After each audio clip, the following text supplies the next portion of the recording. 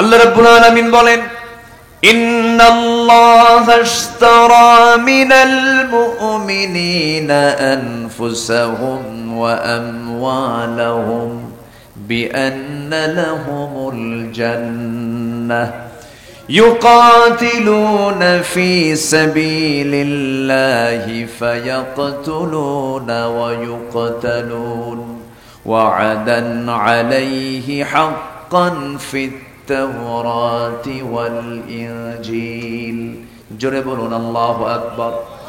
আল্লাহ রাব্বুল আলামিন মুমিনের জান এবং মালকে জান্নাতের বিনিময়ে কিনে নিয়েছেন। আর কি করবে? আল্লাহর পথে সংগ্রাম করবে, নিজেরা শহীদ হয়ে যাবে, অন্যকে দুনিয়া থেকে বিদায় করে দেবে।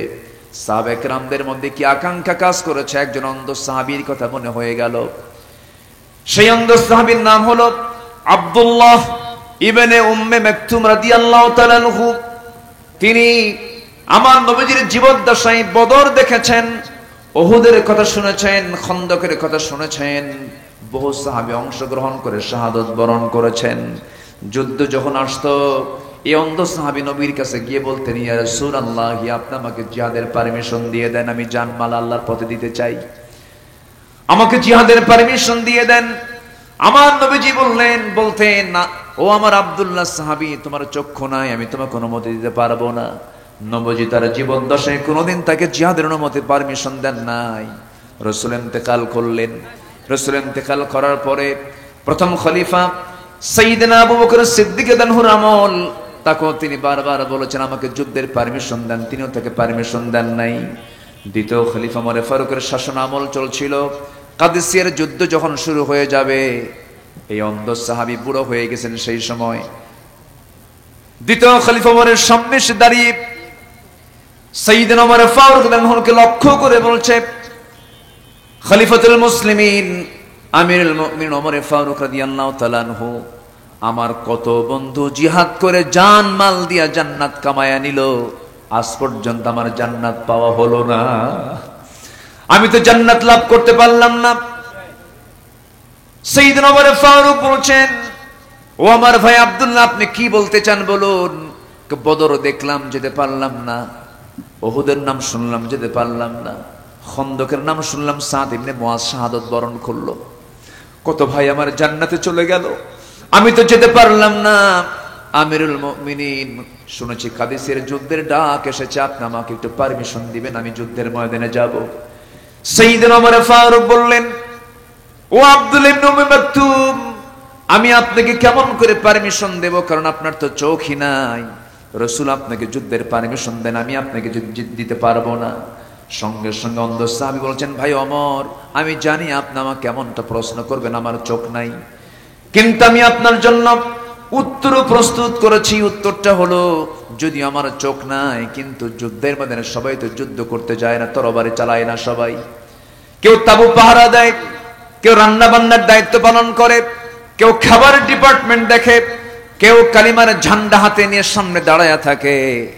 আমি কোনো ডিপার্টমেন্টে যেতে চাই না, অন্তত আপনি আমাকে যুদ্ধের পারমিশন দিয়ে দেন। আমি অন্ধ মানুষ, আমার হাতে যেন সবাই কালিমার ঝান্ডাটা যেন আমার হাতে তুলে দেয়, কালিমার পতাকা যেন আমার হাতে তুলে দেয়। আমি কালিমার পতাকা নিয়ে যুদ্ধের ময়দানে সবার সামনে আমি ঝান্ডাটা হাতে নিয়ে, নিশানটা হাতে নিয়ে আমি দাঁড়ায়া থাকবো। সেই দাঁড়ানো অবস্থায় আমি এক পায়ে দাঁড়িয়ে থাকবো, এক জায়গায় স্থির হয়ে দাঁড়িয়ে থাকবো, কারণ আমার তো চোখ নাই, আমি শত্রুকে দেখতে পারবো না। কিন্তু শত্রু আমাকে টার্গেট করে ফেলবে, আমার নড়াচড়া হবে না। শত্রুপক্ষ আমাকে লক্ষ্য করে তীর মারবে, সেই তীর বক্ষভেদ করবে, বুকের রক্ত ফিঙ্কে দিয়ে পড়বে, তাজা রক্ত বিলীন করে আমি শহীদ হয়ে আল্লাহর জান্নাত আমি বুঝায় নেব। যেরকম সুবহানাল্লাহ, আল্লাহকে বলবো, আল্লাহ তোমার পথে জান দিলাম, মাল দিলাম, তুমি আমাকে জান্নাত বুঝায়া দাও। সাইয়েদনা ওমর ফারুক রাদিয়াল্লাহু সেই দিন আব্দুল্লাহ ইবনে উম্মে মাকতুমের আবদারকে তিনি মানা করতে পারলেন না, পারমিশন দিয়ে দিলেন। ইতিহাসে পাওয়া যায়, কাদেসিয়ার যুদ্ধে অন্ধ সাহাবী অংশগ্রহণ করে তিনি শাহাদাত বরণ করে আল্লাহর জান্নাতে চলে গেছেন। যেরকম সুবহানাল্লাহ। আমার বন্ধুগণ, আমার ভাইরা, অনেক নামাজি আছে, নামাজ পড়তে রাজি আছেন, রোজা রাখতে রাজি আছেন, হজ করতে রাজি আছেন, কিন্তু আল্লাহর জমিনে দিন কায়েমের জন্য যে জিহাদের তামান্না রাখা দরকার, এই কাজে সে মনোযোগী না। কারণ যত রক্ত লাগে দেব, প্রয়োজনে লোক পাঠাবো, কিন্তু আমি যাব না। এরকম লোক মনে হয় বাংলার জমিনে নাই। আসতে বলবেন না, আছে না নাই? আছে না নাই? আছে। দিন কায়েমের জন্য যদি আমার নবীর দেহ থেকে রক্ত ছড়াতে হয়, আমার নবীর মতো মহামানবকে যদি বাড়ি ছাড়তে হয়, মামলা খেতে হয়, হামলা বরণ করতে হয়, পাহাড়ের গুহায় লুকিয়ে থাকতে হয়, আমার মতো নবীর মাথায় যদি আঘাত করা হয়, রক্তাক্ত করা হয়, সেই আল্লাহর জমিনে দিন কায়েমের জন্য আমার আপনার জন্য শরীর থেকে রক্ত ঝরানোর দরকার আছে না নাই? আসতে বলবেন না, আছে না নাই? আমরা যে জমিন অবস্থান করছি সেই জমিনে কি আল্লাহর দিন কায়েম হয়েছে? সেই দিন কায়েমের জন্য যদি বুকের তাজা প্রাণ ঢেলে দিতে হয়, সবাইকে রাজি আছেন? রাজি আছেন কারা কারা? হাত উঁচু করে দেখান মুসলমান। আল্লাহু আকবার, নারে তাকবীর, আল্লাহু আকবার। আমার নেতা তোমার নেতা বিশ্বনবী মুস্তাফা, আমার নেতা তোমার নেতা বিশ্বনবী মুস্তাফা। আল কোরআনের আলো ঘরে ঘরে আলো, আল কোরআনের আলো ঘরে ঘরে আলো। আল্লাহ তুমি সবার হাতকে কবুল করো, জোরে বলি আমিন, আরো জোরে আমিন। সম্মানিত ভাইয়েরা, সম্মানিত বন্ধুগণ, মুনাফিক চিহ্নিত হয়েছে নামাজে নয়, মুনাফিক চিহ্নিত হয়েছে দান সদকায় নয়, মুনাফিক চিহ্নিত হয়েছে পোশাকে নয়, মুনাফিক চিহ্নিত হয়েছে যুগে যুগে জিহাদের ময়দানে, মাঠে ময়দানে কারা কাজ করেছে আর কারা কাজ করে নাই। একই আলেম, কিছু আলেম জেলখানায় তাদের খাবার জোটে, আবার একই আলেম একই কোরআন হাদিস পড়েছে, তারা সরকারের টাকায় তারা হজ করতে যায়। আসতে বলে, আসতে বলে, ঠিক কিনা বলেন?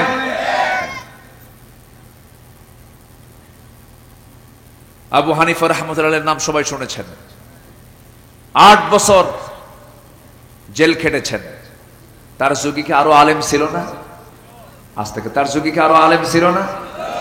কিন্তু আবু হানিফার মৃত্যু হয়েছে বাড়িতে না জেলখানায়? Sound system.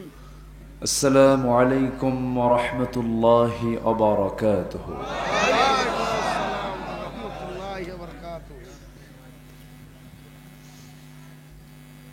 إن الحمد لله الأكرم الذي خلق الإنسان وكرم وعلمه من البيان ما لم يعلم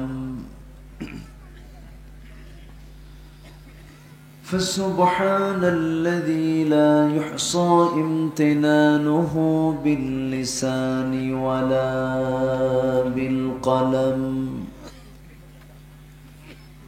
نشهد أن لا إله إلا الله وحده لا شريك له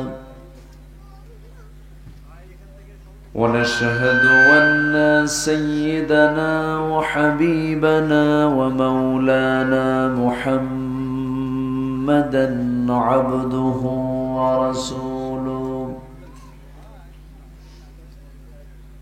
الذي أرسله بالحق بشيرا ونذيرا وداعيا إلى الله بإذنه وسراجا منيرا فقد قال الله تعالى في كلامه المجيد وفرقانه الحميد أعوذ بالله من الشيطان الرجيم بسم الله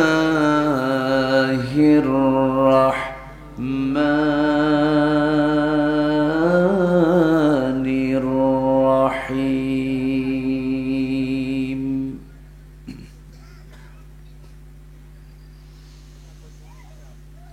ومن أعرض عن ذكري فإن له معيشة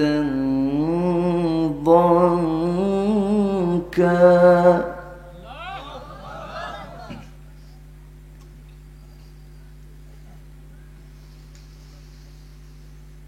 فإن له معيشة ضنكا ونحشره يوم القيامة أعمى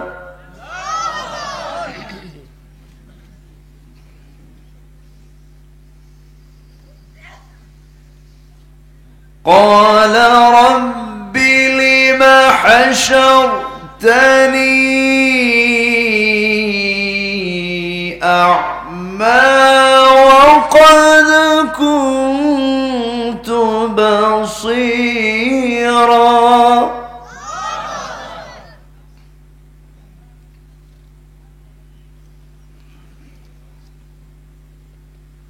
قال كذلك أتتك آياتنا فنسيتها وكذلك اليوم تنسى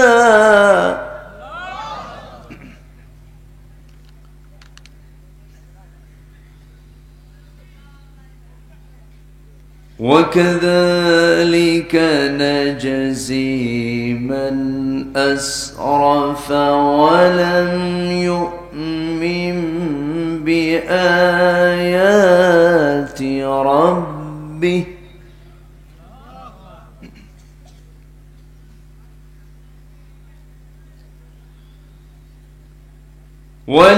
ولعذاب الآخرة أشد وأبقى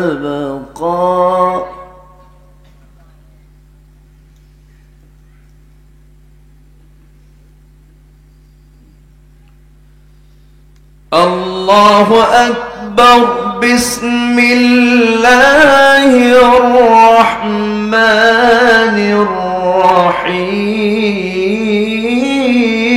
الرحيم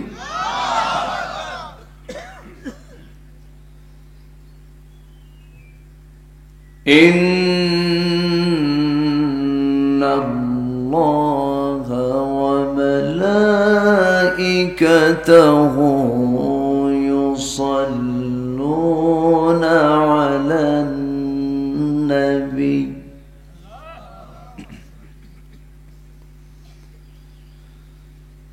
يا أيها الذين آمنوا صلوا عليه وسلموا تسليما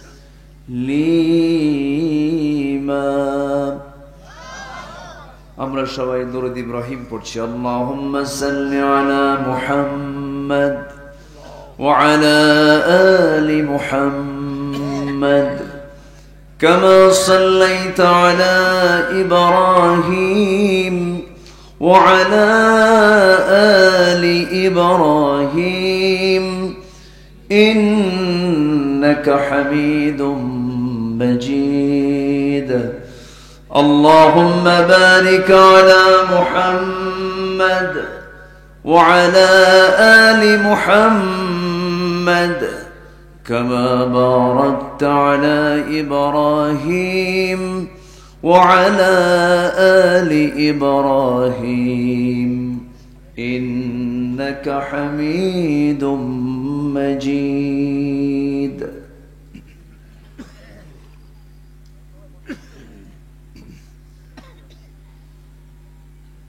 প্রাকৃতিক সৌন্দর্যের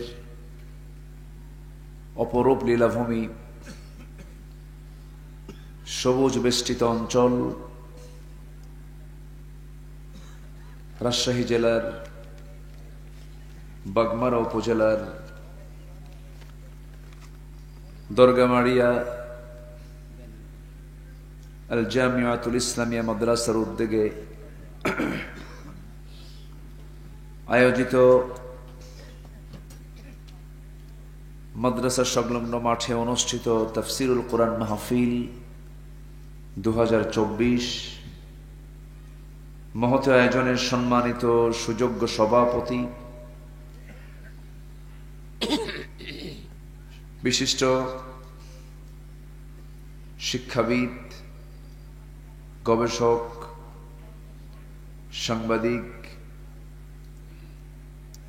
দৈনিক উপচার পত্রিকার সম্মানিত সম্পাদক, এলাকার কৃতি সন্তান ডক্টর মুহাম্মদ আবু ইউসুফ সেলিম সাহেব, আজকের প্রোগ্রামের বরেণ্য প্রধান অতিথি, নবনির্বাচিত রাজশাহী 4 নির্বাচনী আসনের মাননীয় সাংসদ, শিক্ষাবিদ, অধ্যক্ষ আবুল কালাম আজাদ, আজকের প্রোগ্রামের বরেণ্য অতিথিবৃন্দ, হযরত উলামায়ে কেরাম, ফদলায়ে ইজম, বিশেষ করে কথা বলেছেন নন্দিত আলেমে দ্বীন, আমার অত্যন্ত কাছের আমার প্রিয় ভাই মাওলানা মুফাজ্জল হোসাইন, কথা বলেছেন আমার পূর্বে এলাকার কৃতি সন্তান নন্দিত আলেমে দ্বীন, খ্যাতনামা মুফাসসিরে কোরআন মুহতারাম মাওলানা রেজাউল করিম উজ্জ্বল সাহেব, উপস্থিত আজকের মাহফিলের প্রধান আকর্ষণ, যাদেরকে নিয়ে আজকের এই সাজানো গোছানো বর্ণাঢ্য আয়োজন, তাওহীদের পতাকাবাহী, কালেমার ঝান্ডাবাহী, দ্বীন ইসলামের নরসারদুল বীর মুজাহিদ, প্রাণ প্রিয় সম্মানিত দ্বীনি ভাইরা, আড়ালে বসে আছেন শ্রদ্ধেয়া সম্মানিতা মা বোনেরা। আলোচনার সূচনায় আনুষ্ঠানিকতার মধ্য দিয়ে আমার পক্ষ থেকে আবারও দিল খোলা সালাম, আসসালামু আলাইকুম ওয়া রাহমাতুল্লাহি তাআলা ওয়া বারাকাতুহু। এমন একটি টুকরায় স্বর্গীয় পরিবেশে যিনি আমাকে আপনাকে কবুল করেছেন, সেই মহান মুনিবের দরবারে আমরা সবাই লাখ কোটি সুজুদ শুকর আদায় করি, বলে উঠছি আলহামদুলিল্লাহ। আবারও বলছি আলহামদুলিল্লাহ। চিৎকার মেরে বলছি আল্লাহুম্মা ইন্নী আসআলুকা আল হুদা ওয়াত তুকা ওয়াল আফাফা ওয়াল গিনা। সবাই বলি আল্লাহুম্মা লাকা আসলামতু ওয়া বিকা আমানতু ওয়া আলাইকা তাওয়াক্কালতু ওয়া ইলাইকা আনাবতু ওয়া বিকা খাসামতু। আমরা আল্লাহ তাআলার শুকর আদায় করে নিলাম। সম্মানিত হাজিরিন, বাগমারায় এই রাত্রে মঞ্চে ওঠা এটা খুব স্বাভাবিক প্রক্রিয়া, এটা কোনো ব্যাপার না। গতকাল আমার মাহফিল ছিল বেশি দূরে না, মাত্র কক্সবাজার। আমি গতকাল এই সময় 11:30টায় আমার মাহফিল ক্লোজ করেছি, শেষ করে দেন রওনা দিয়েছি বাই রোডে। আল্লাহ তাআলা আমাকে এই চাঁদ মাখা মুখ দেখার তৌফিক দিয়েছেন, আল্লাহর মেহেরবানি, শুকরিয়া, আলহামদুলিল্লাহ। তো আমি যতক্ষণ আছি আমাকে সময় দেওয়া যাবে তো? সময় দিতে রাজি আছেন তো ইনশাআল্লাহ? আমরা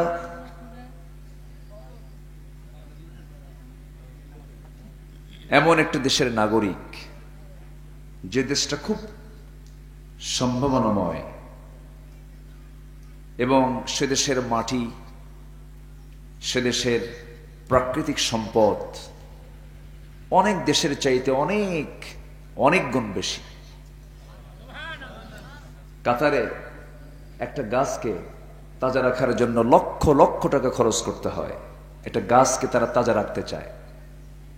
আর আমার দেশের কোনো যত্ন ছাড়াই পুরাটা দেশটাই সবুজে ভরপুর। বলি আলহামদুলিল্লাহ। আমরা সব দিক থেকেই ভালো ছিলাম, সবই ছিল, কিন্তু প্রবলেম কি জানেন? এই দেশে শুধু একটা অভাব, ভালো মানুষের অভাব। আসতে করে, ঠিক কিনা? ভালো মানুষ তখন হয় যখন ভালো নেতা থাকে। যেমন রাজা তেমন প্রজা, একটা কথা আছে না? নেতা যদি ভালো থাকে তখন তার কর্মীও ভালো থাকে। রাজা যদি ভালো হয় প্রজাও ভালো হয়। আবার পিতা যদি ভালো হয় তার সন্তানও ভালো হয়। লাইক ফাদার লাইক সন একটা কথা বলে। গোটা পৃথিবীতে 137টা দেশের ভিতরে শিক্ষার দিক থেকে দেশ 124 নম্বরে। বিশ্বের আবাসযোগ্য শহরের মধ্যে ঢাকা হলো খারাপ না, এটা বসবাসযোগ্য বলা চলে, তবে ঝুঁকিপূর্ণ। দুর্নীতিতে 204টা দেশের মধ্যে বাংলাদেশ হলো প্রেজেন্ট 7 নম্বরে আছে। এর আগে মোটামুটি হ্যাট্রিক করছে। স্বাস্থ্য সেবায় 167 দেশের ভিতরে আমার দেশ 106 নম্বরে আছে। একদম শেষের দিকে যায়নি, একটু শেষের একটু আগে আছে। সুখী দেশের তালিকায় 137 দেশের মধ্যে আমার দেশটা 118 নম্বরে আছে। তো আমার দেশ এগিয়ে যেতে খুব বেশি সময় লাগতো না, শুধু যদি আমার দেশের মানুষের হাতে যদি শিক্ষার জন্য শুধু কোরআনটা যদি তুলে দেওয়া হতো। কিন্তু একটা বড় ধরনের ষড়যন্ত্র কিন্তু আমরা ফিল করছি। আমরা কি লক্ষ্য করছি না? এই মাসের নাম কি বলেন তো? তা তো ঠিক আছে, আমরা তো মাহফিল এসে আরবি কই। এই মাসটা শুরু হয়েছে, এই যে এখন কি ঝড় হয় বলেন, এসো হে বৈশাখ, না? বলেন কোন মাস বলতেছে আমি? কোন মাস? এই মাসের নাম কি? বৈশাখ। বৈশাখ সারা বছর যদি আপনি পান্তা নাও খান, পহেলা বৈশাখে পান্তা না খেলে ইমানই থাকবে না, ঠিক আছে না? ইমানই থাকবে না। আচ্ছা, গরিবের পান্তা তারা কি এক সকাল না সব সকাল? সব সকাল। যারা সারা বছর না খায়া পহেলা বৈশাখে খাও, এটা গরিবদের সঙ্গে একটা তামাশা, ঠিক কিনা? তামাশা এটা। সম্মানিত ভাইয়েরা, মঙ্গল শোভাযাত্রা, পেঁচার বাহন, লক্ষ্মী পেঁচা, আরো কত কি আমরা দেখতে পাই, যেগুলো সংস্কৃতির সাথে মুসলমানদের সংস্কৃতির কোনো সম্পর্ক নাই। এমনকি ইভেন আমার পাশে যিনি বসে আছেন তিনি একজন গবেষক, বাঙালি জাতির সাথেও এই সংস্কৃতির কোনো সম্পর্ক নাই। এগুলো কোথা থেকে যে আমদানি হয়েছে আল্লাহ জানে। খুব বেশি দিন আগে ওইগুলো ছিল না। এরপরে ভালোবাসা দিবস, এটা ছিল না। পহেলা এপ্রিল, এগুলো ছিল না। এগুলো কিছু বদমাইশ আমদানি করছে। কিছু বদমাইশ কি করেছে? আমদানি করেছে। সম্মানিত ভাইয়েরা, সম্মানিত বন্ধুগণ, বহু কথা আছে। এই যে আমরা সিচুয়েশনগুলো আমরা দেখছি, এই সংকটকে দূর করার জন্য একমাত্র মাধ্যম আল্লাহ তাআলা আমাকে আপনাকে দিয়েছেন সকল সমস্যার সমাধান করার জন্য। কোন কিতাবটা দিয়েছেন? আমরা শুনতে এসেছি, এই কিতাবের কথাই কিন্তু শুনতে এসেছি। কিন্তু এই কিতাবকে কিছু মুসলমানের পুরোপুরি মানতে আপত্তি আছে।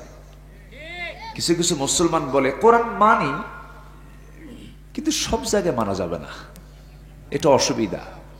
এরকম টাইপের লোক তো আমার দেশে নাই। আসতে বলবেন না, আছে না নাই?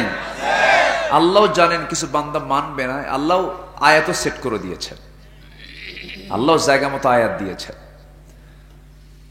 আল্লাহ রাব্বুল আলামিন বলেন, أفتؤمنون ببعض الكتاب وتكفرون ببعض। তুমি কিতাবের কিছু অংশ মানবে, কিছু অংশ মানবে না, ফলাফল হলো ইল্লা খিজিয়ুন ফিল হায়াতিদ দুনিয়া, দুনিয়ার জিন্দেগিতে তুমি লাঞ্ছিত হবে, তুমি বঞ্চিত হবে, তুমি ঘৃণিত হয়ে যাবে, তোমার কোনো মান সম্মান থাকবে না। ওহুয়া ফিল আখিরাতি মিনাল খাসিরিন, আখিরাতের জিন্দেগিতে খুসরানদের অন্তর্ভুক্ত হয়ে যাবে, ক্ষতিগ্রস্ত হয়ে যাবে।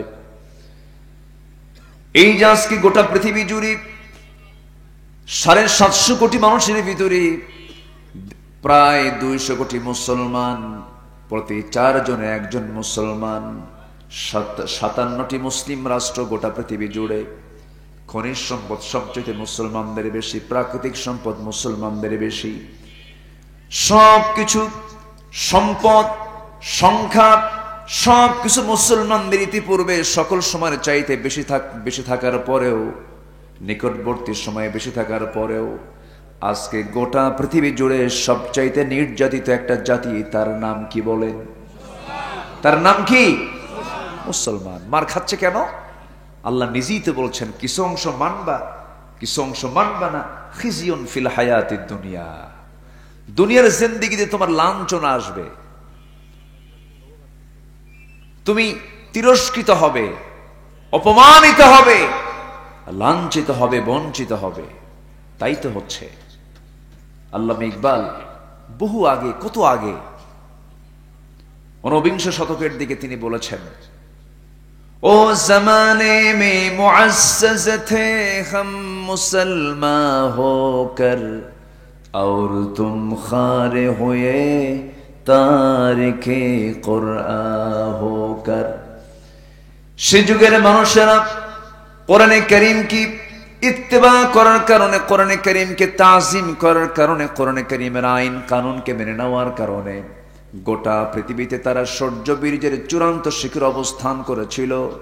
আজকে মুসলমান জাতি কোরআনকে ছেড়ে দেবার কারণে গোটা পৃথিবীতে আজকে লাঞ্ছিত জাতিতে রূপ নিয়েছে। এই জন্য তাফসীর মাহফিলে এসে আমার প্রথম আহ্বান সবার কাছে এটাই থাকবে, আমরা মূল জায়গায় ফিরে আসি। যে নেতা আপনাকে কোরআনের কথা বলবে না, সে নেতার মুখে আমরা থুতু মেরে দেই, ঠিক কিনা? যে নেতা আপনাকে জাহান্নাম থেকে বাঁচাতে পারবে না, সেই নেতৃত্বকে আমরা না বলি। যে নেতা আপনাকে নামাজের জন্য বলবে না, যে নেতা নিজে নামাজ পড়বে না, তার পেছনে আমাদের দৌড়ানোর কোনো দরকার নাই। ভুল বারবার করা যায় না, বারবার ভুল ইমানদার করতে পারে না। লা ইউলদাগুল মুমিন, মুসলমানকে একই গর্তে দুবার দংশন করা যায় না। আমরা ফাঁদে আর পা দেব না। বহু দেখেছি আমরা, দেশ স্বাধীন হয়েছে 71, আজকে কত 2024 সাল। বহু কিছু দেখলাম, কিন্তু ফয়সাল একটাই, মুসলমান ইসলামকে মানলেই শান্তি পাবে। ইসলাম ছাড়া অন্য কোথাও কোনো শান্তি মিলতে পারে। আবার ইসলামে ঢুকতে বলেছেন আল্লাহ তাআলা আংশিক না পুরোপুরি? আসতে বলবেন না, আংশিক না পুরোপুরি? এখানেও বান্দা পুরোপুরি ঢুকবে না, কিছু বান্দা। এই জন্য আল্লাহ তাআলা একদম স্পষ্ট করে একটা আয়াত দিয়েছে। বলি, আয়াতটা বলি। আল্লাহ রাব্বুল আলামিন বলেন, ইয়া আইয়ুহাল্লাযীনা আমানু দুখুলু ফিস-সিলমি কাফা ওয়া লা তাত্তাবিউ খুতুওয়াতিশ শাইতান ইন্নাহু লাকুম আদুউম মুবিন। জোরে বলুন আল্লাহু আকবার। ইসলামের ভিতরে পুরোপুরি দাখিল হয়ে যাও, আংশিক ঢুকবে না তা হবে না, তোমাকে পুরোপুরি ইসলামকে মানতে হবে। আল্লাহ তাআলা এটাও সুন্দর করে স্পষ্ট করে দিয়েছেন। আমার বন্ধুগণ, আল্লাহ রাব্বুল আলামিন আবার জীবন বিধান হিসাবে ইসলামকে ছেড়ে দিয়ে অন্য কোন জীবন বিধানকে গ্রহণ করলে তার ফলাফল কি হবে তাও ক্লিয়ার করে দিয়েছেন। যারা পারেন ঠোঁট মিলিয়ে বলুন, ওয়ামান ইয়াবতাগি গায়রাল ইসলামি দীনান ফালান ইউকবালা মিনহু ওয়া হুয়া ফিল আখিরাতি মিনাল খাসিরিন। জীবন বিধান হিসাবে, দল হিসাবে, তন্ত্রমন্ত্র হিসাবে ইসলামকে ছেড়ে দিয়া যারা অন্য কোন দিনকে গ্রহণ করবে, অন্য কোন মতবাদকে গ্রহণ করবে, অন্য কোন ইসলামকে গ্রহণ করবে, ওই সমস্ত ব্যক্তির ব্যাপারে আল্লাহ রাব্বুল আলামিন সুস্পষ্ট কথা জানিয়ে দিচ্ছেন, ফালাই ইউকবালা মিনহু, তার কোন আমল আমার দরবারে কবুল হবে না। তার নামাজ কবুল হবে না, তার রোজা কবুল হবে না, তার হজ কবুল হবে না, তার কোন দান সদকা কবুল হবে না, যতক্ষণ না জীবন বিধান হিসেবে ইসলামকে সে না মেনে নেবে। ইসলামের বিরুদ্ধে বহু জীবন বিধান আমার আপনার চোখেই দুনিয়াতে আসে না নাই? বলেন, আসতে বলবেন না, আসে না নাই? ইসলামের বিরুদ্ধে আরো আইন আসে না নাই? বলেন, আছে। আমি আপনি যে মাহফিল এসেছি, আমরা রাস্তায় হেঁটে এসেছি আল্লাহর আইনে না, বান্দার আইনে।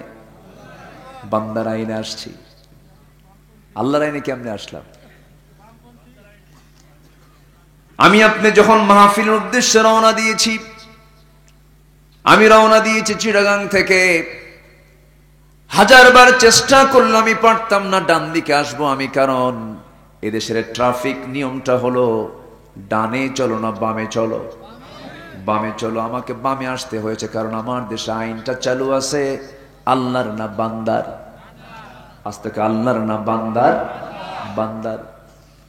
আল্লাহর আইন যদি চালু থাকতো, আমাদের রাস্তায় চলাচলটা ডান দিকেই হতো, ডান দিকে আমরা চলতাম।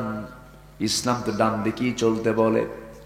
আমার বন্ধুগণ, এখন প্রশ্ন হলো, যদি কোনো বান্দা আল্লাহর আইনকে না মেনে অন্য কোন আইনকে মেনে নেয়, বিশ্বাস করে নেয়, তার ঈমান আছে না গেছে?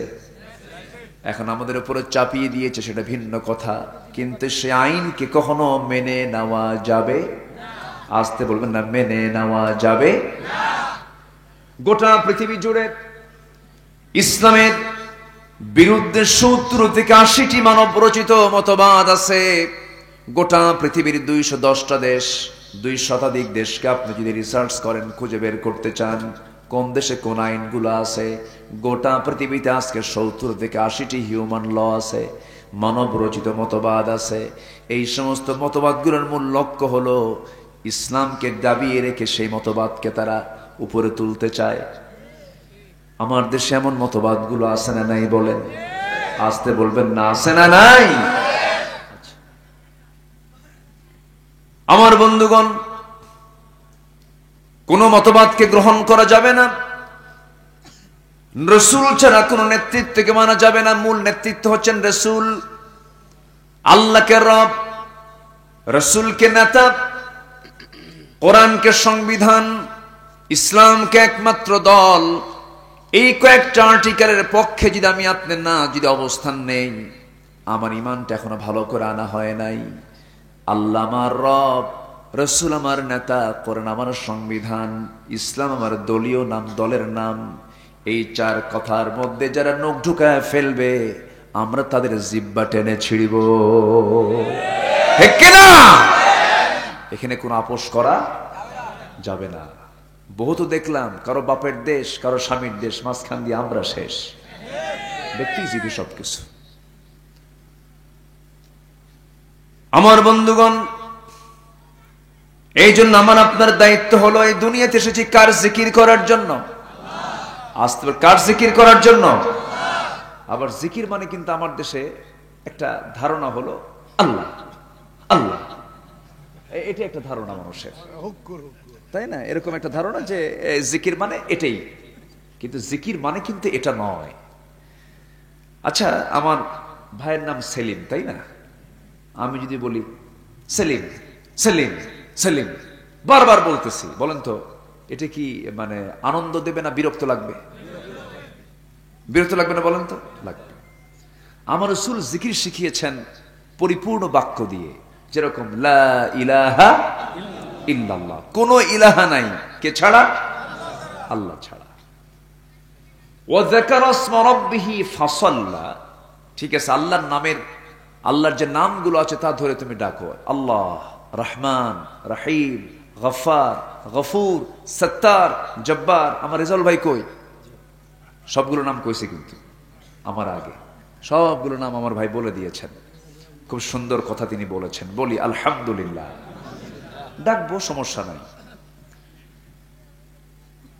কিন্তু আমার দেশে জিকিরের নামে কিছু ভণ্ডামি আছে না নাই? এগুলো দরবার কিন্তু কম না। চট্টগ্রামে একটা মাজারের নাম আছে বদনাশার মাজার।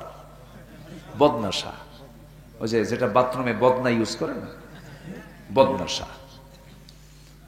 রাজশাহীতে আছে বিড়াল শাহের মাজার। বিড়াল দহ আছে না? বিড়াল বিড়াল বিড়াল দহের মাজার আছে না? আচ্ছা, তাহলে এখানে বিড়াল, ওখানে বদনা। আরেকটা আছে কুত্তাশার মাজার। আরেক জায়গা আছে সাইল ডাইল রহমতুল্লাহের মাজার। জোরে বলি নাউজুবিল্লাহ। এগুলো কিন্তু কম না, অনেক। আর রাজশাহীর শাহ মাকদুম, খুলনার খান জাহান আলী, সিলেটের শাহজালাল ইয়ামিনী রহমতুল্লাহ আলাই, শাহ পরান, শাহ আমানত, গোলাপ শাহ, এরকম করে বেশ কিছু আল্লাহওয়ালা আমার দেশে আগমন হয়েছিল। তারা ইসলামের জন্য কাজ করেছেন। এরপরে শুয়ে আছেন হলো আজমিরে খাজা মাইনুদ্দিন চিশতি রহমতুল্লাহ আলাই। নিঃসন্দেহে আল্লাহওয়ালা মানুষ, মুজাহিদ ছিলেন তারা। এই সমস্ত নাম বলি আমরা পীর সাহেব, কিন্তু এনারা শুধু পীর সাহেব ছিলেন, এরা মুজাহিদে মিল্লাত ছিলেন। আল্লাহু আকবার বলেন। মুসলিম জাতির তারা, মুসলিম মিল্লাতের তারা মুজাহিদ ছিলেন। মাইনুদ্দিন চিশতি কি করেছেন? রাজা পৃথ্বীরাজের বিরুদ্ধে মোকাবেলা করেছেন, যুদ্ধ করেছেন। শাহজালাল ইয়ামিনী কি করেছেন? রাজা গৌর গোবিন্দের বিরুদ্ধে মোকাবেলা করেছেন। পরশুরামের বিরুদ্ধে মাহিসার বলখি, শাহসুন্নাল বলখি বগুড়ার মহাস্থানগড়ে তাদের বিরুদ্ধে, শিরকির বিরুদ্ধে মোকাবেলা করেছেন। তাহলে তাদের ভূমিকা ছিল হলো জমিনে কোনো শিরকের কাজ চলবে না, জমিনে কোনো মানুষের আইন চলবে না। আইন চলবে কার? আসতে চলবে না, আইন চলবে কার? আর এখনকার দরবারগুলোর কাজ কি?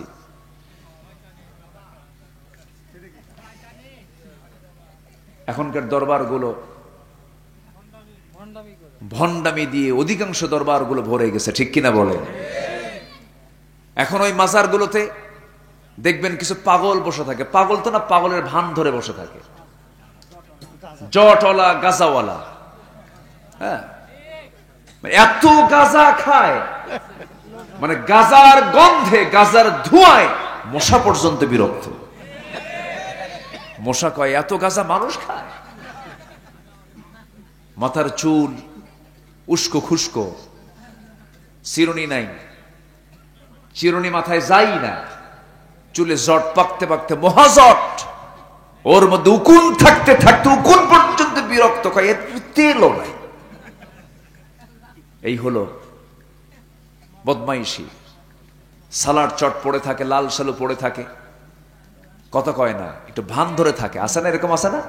ভান ধরে থাকে, কথাও বলে না, কিন্তু বাবা, ও বাবা, কথা কও, এরকম একটা ভান ধরে, কিচ্ছু না, খালি 1.5 হাত লাঠির দরকার।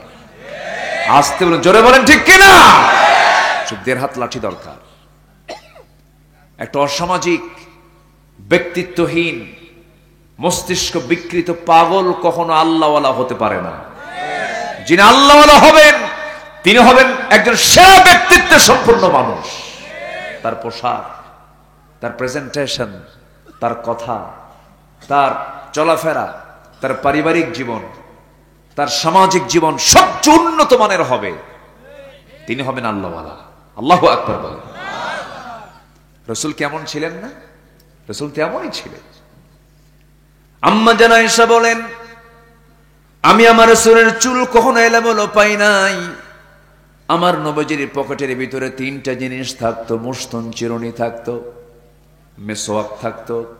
চুলগুলো এলোমেলো হয়ে যেত, চিরুনি দিয়ে আঁচড়ায় নিতেন। তিনি এত পরিমাণ সুগন্ধি ব্যবহার করতেন, ঢেলে নিতেন আতর হাতের ভিতরে, হাতের তালুতে ঢেলে নিতেন। এত পরিমাণ আতরও দিতেন, রাসূলকে কোনো কিছু দিলে, কোনো হাদিয়া দিলে পরে বেশি হলে ফেরত দিতেন, বলতেন দরকার নাই, প্রয়োজন হবে না আমার। কিন্তু আতর যত দেওয়া হতো রাসূল কখনো মানা করতেন না, নিতেন, দিতেন। জোরে বলেন সুবহানাল্লাহ। আর এই যে এদের হাতে আতর নাই, গাজার কলকি, এগুলোকে প্রমোট করছে, এই দরবারগুলোকে প্রমোট করছে কিছু বাম রামেরা, আছে না নাই? প্রমোট করছে। এরা বলে তোমরা কোরআন পড়ো 30 পারা, আমাদের কোরআন 90 পারা। ওদের কোরআন নাকি 90 পারা। খুব বদমাইশ এরা, কিন্তু খুব সতর্ক থাকতে হবে। এরা ঈমান ছিনতাইকারী। এরা কি ছিনতাইকারী বলেন? ঈমান ছিনতাইকারী। এদের ধারে পাশে আমরা যাব না। জিকির করব আমরা নবীর পদ্ধতি অনুযায়ী। জোরে বলি ইনশাআল্লাহ। জিকির করার দরকার আছে না নাই? আছে। জিকিরটা কি আমি এটা একটু ব্যাখ্যা আজকে আমি দিতে চাচ্ছি। একটা রাতে তো একটা পয়েন্ট নিয়ে কথা বলতেই তো সময় চলে যায়। সম্মানিত ভাইয়েরা, জিকির একটি ব্যাপক শব্দের নাম। এই কিতাব যে আমরা শুনতে এসেছি, এই কিতাবের নামও কিন্তু জিকির। এই কিতাবের নাম কি? জিকির। জিকির, এই কিতাবের নামও একটা কি বলেন? জিকির। আল্লাহ রাব্বুল আলামিন বলেন, ফাআইনা তাযহাবুন ইন হুয়া ইল্লা যিকরুল লিল আলামিন লিমান শাআ মিনকুম আন ইয়াস্তাকিম ওয়া মা তাশাউনা ইল্লা আন ইয়াশা আল্লাহু রাব্বুল আলামিন। আল্লাহ রাব্বুল আলামিন বান্দাকে প্রশ্ন করছেন, ফাইনা তাযহাবুন, কোথায় দৌড়াও, কোথায় লাফাও? জিকির করতে করতে পায়জামা থাকে না, জিকির করতে করতে লাফ মেরে আম গাছে ওঠে, জাম গাছে ওঠে, ভুল করে বড়ই গাছে ওঠে না। বড়ই গাছে কাটা আছে, হুঁশটা ঠিকই আছে, আছে না নাই? সেদিন দেখি কোথায় যেন এক এরকম জালসার ভিতরে কোন এক মুরিদ ফানাফিল্লা হয়ে গেছে, মানে ভুলে, মানে নিজে একদম হেরে গেছে, মানে ইশকে দেওয়ানা হয়ে গেছে। হঠাৎ করে লাফ মেরে দেখি এরকম লম্বা প্রায় 20 ফিট 15 ফিট উঁচা চিকন বাঁশের আগায় যে বসে আছে ওখানে, মানে জিকিরের ঠেলায় একদম বাঁশের আগায়। তো ভাবলাম যে বাঁশের আগায় যে উঠলো, নিশ্চিত এটা ছোট্টবেলায় নারিকেল আর ডাব ছড়ছিল, সুপারি ছড়ছিল। আশ্চর্য কথা, আপনি নাস্তিকদের হাসির পাত্র হবেন কেন? নাস্তিকের এগুলো দেখে হাসে। ইসলাম তো এগুলো না, ইসলাম বাস্তব ভিত্তিক একটি জীবন বিধান। আল্লাহু আকবার বলেন। লা রুহবানিয়াতা ফিল ইসলাম, ইসলামে কোনো বৈরাগ্যবাদ নাই, কোন বৈরাগ্যের স্থান ইসলামে নাই। এক সাহাবী বলছেন, ইয়া রাসূলুল্লাহ, আমার মন চায় আমি খোঁজা হয়ে যাই, পুরুষত্ব নষ্ট করে ফেলি, মন চায় আমি স্ত্রীকে ছেড়ে দেই, বনে চলে যাই, হেরে যাই, আল্লাহর প্রেমে মশগুল হয়ে যাই। রাসূল মুস্কি হাসি মেরে বললেন, সাহাবী তুমি কি বলো, এগুলো পাগলামি কথা, ইসলামে এগুলো নাই। আমার নবীজি বলে দিলেন, বিয়ে আমার সুন্নাহ, সন্তানের মুখে খাবার তুলে দেওয়া সুন্নাহ, সমাজ জীবনে বসবাস করা আমার সুন্নাহ। ইসলামে কোনো বৈরাগ্যের স্থান নাই। আমার উম্মতের বৈরাগ্য হলো জিহাদের ময়দান, ঠিক কিনা? আমার উম্মতের বৈরাগ্য কি? জিহাদের ময়দান। সম্মানিত ভাইয়েরা, আমি সূরা তাহা থেকে, কোন সূরা বলেন তো? তাহা। সূরা তাহা থেকে আমি 20 নম্বর সূরা, সূরা তাহা থেকে আমি 4 থেকে 5টা আয়াত আমি তেলাওয়াত করেছি। আল্লাহ তাআলা নিজে ওয়াদা করছেন, যারা আমার জিকির থেকে নিজেকে গুটিয়ে রাখবে আমি তাদের জন্য দুনিয়ার জীবনকে সংকীর্ণ করে দেব। তাহলে জিকির করার দরকার আমাদের আছে না নাই বলেন তো? আসতে বলবেন না, আছে না নাই? জিকিরের 4টা অর্থ আছে। জিকিরের কয়টা অর্থ আছে? 4টা অর্থ আছে। আমি সংক্ষিপ্তভাবে আমি বলতে চাচ্ছি, সবাই থাকবেন তো ইনশাআল্লাহ? বলি আলহামদুলিল্লাহ, জোরে বলি আলহামদুলিল্লাহ। আমি খুবই খুশি যে আপনারা এত রাতে ধৈর্য নিয়ে আলোচনাগুলো শোনেন। বাংলাদেশের ম্যাক্সিমাম এলাকায় এই রাতে আপনি মাহফিলে একটা লোকও খুঁজে পাবেন না, ম্যাক্সিমাম, এক্সেপ্ট বাগমারা। ইভেন আপনি যদি এই চাঁপাইনবাবগঞ্জও যান, নাটোরের ওই সিংড়া বড়াইগ্রাম বনপাড়া ওই দিকেও যান, সিরাজগঞ্জেও যান, নওগাঁতে যান, নওগাঁয় তো 10:30টায় মাহফিল শেষ। কিন্তু বাগমারার মানুষ তাদের এই শর্ট সময় আলোচনা পোষায় না, সারা রাত না হলে হয় ভালো। একদিকে এটা খুব ভালো কাজ, আলহামদুলিল্লাহ। কারণ সাধারণ মানুষ রাতের বেলা ঘুমাবে, আল্লাহওয়ালা রাতের বেলা জেগে জেগে আল্লাহর সঙ্গে মহব্বত করবে। বলি আলহামদুলিল্লাহ। রাত যত জাগে আল্লাহওয়ালার চোখ তত খোলে, ভালো লক্ষণ।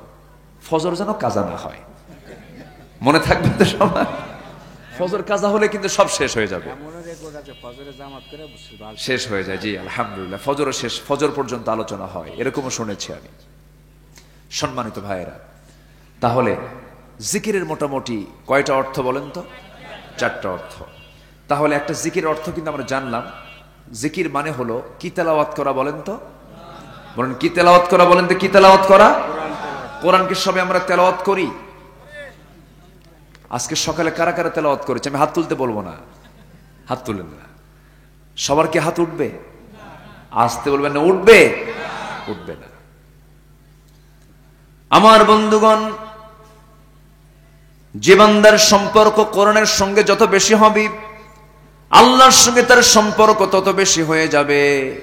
আর যে বান্দা কোরআন থেকে নিজেকে গুটিয়ে রাখবে, জিকির থেকে গুটিয়ে রাখবে, আল্লাহ বলছেন ওয়ামান আ'রাদা আন যিকরি ফাইন্না লাহু মাঈশাতান দানকা ওয়া নাহশুরুহু ইয়াওমাল কিয়ামাতি আ'মা।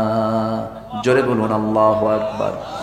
আল্লাহ কি ভয়ঙ্কর কথা বলে দিলেন, মারাত্মক কথা বললেন, চোখে পানি চলে আসছে অনেক আলেম ওলামা যারা বসে আছেন এখানে। আমার বন্ধুগণ, একটা মাদ্রাসার উদ্যোগে আজকে মাহফিল, যে মাদ্রাসার মূল সিলেবাস হলো, সবাই বলেন কি মূল সিলেবাসটা? কি কি কাম হলো এটা? আল্লাহু আকবার, সারছে কাম। জেনারেটর আছে, হয়ে যাবে।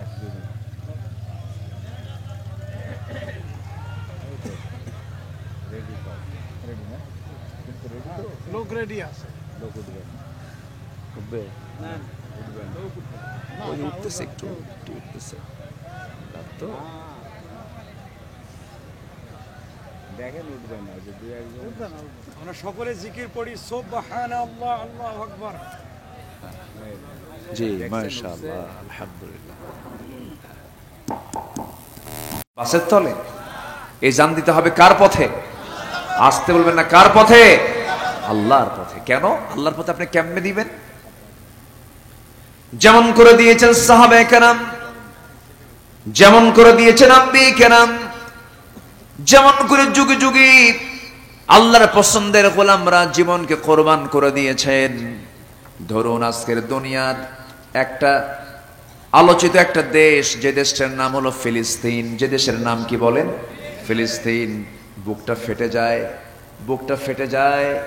আমার দেশের ক্লাস 10-এর সিলেবাসের বইয়ের ভিতরে, সামাজিক বিজ্ঞান বইয়ের ভিতরে ফিলিস্তিনের মানচিত্র না দেখায়া ইসরায়েলের মানচিত্র দেখায়। কত বড় গভীর ষড়যন্ত্র! ফিলিস্তিনের মানচিত্র নাই, সামাজিক বিজ্ঞান বইয়ের ভিতরে কিসের মানচিত্র? ইসরায়েলের মানচিত্র দেখানো হচ্ছে। ইসরায়েল কি বৈধ না অবৈধ? আসতে বলবেন না, বৈধ না অবৈধ? অবৈধ। এই রমজানে মুসলমানদের রক্ত নিয়ে খেলেছে ইসরায়েলের বাচ্চারা। মুসলমানদের প্রথম কিবলা বাইতুল আকসা, এই বাইতুল আকসা আজকে তারা অবরুদ্ধ করে রেখেছে।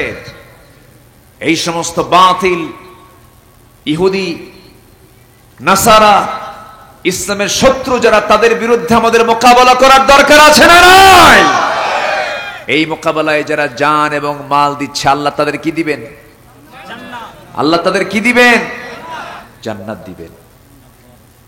সম্মানিত ভাইয়েরা, ফিলিস্তিন ইসরায়েল হামলা করে, আর আমার দেশের কিছু পেট্রোল হুজুর, পেট্রোল ডলার কিছু হুজুররা বলে যে ওদের এরকম করে অতর্কিত হামলা করার কি দরকার ছিল? যুগের পরে যুগ ইসরায়েল ফিলিস্তিনকে হামলা করছে, একটা কথা বলে না।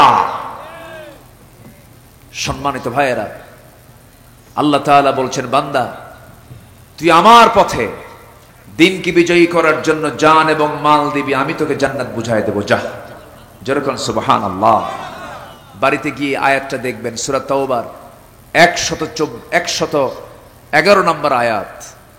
আল্লাহ রাব্বুল আলামিন বলেন, ইন্নাল্লাহা আশতারা মিনাল মুমিনিনা আনফুসাহুম ওয়া আমওয়ালাহুম বিআন্না লাহুমুল জান্নাহ يقاتلون في سبيل الله فيقتلون ويقتلون وعدا عليه حقا في التوراة والإنجيل জোরে বলুন আল্লাহু আকবার।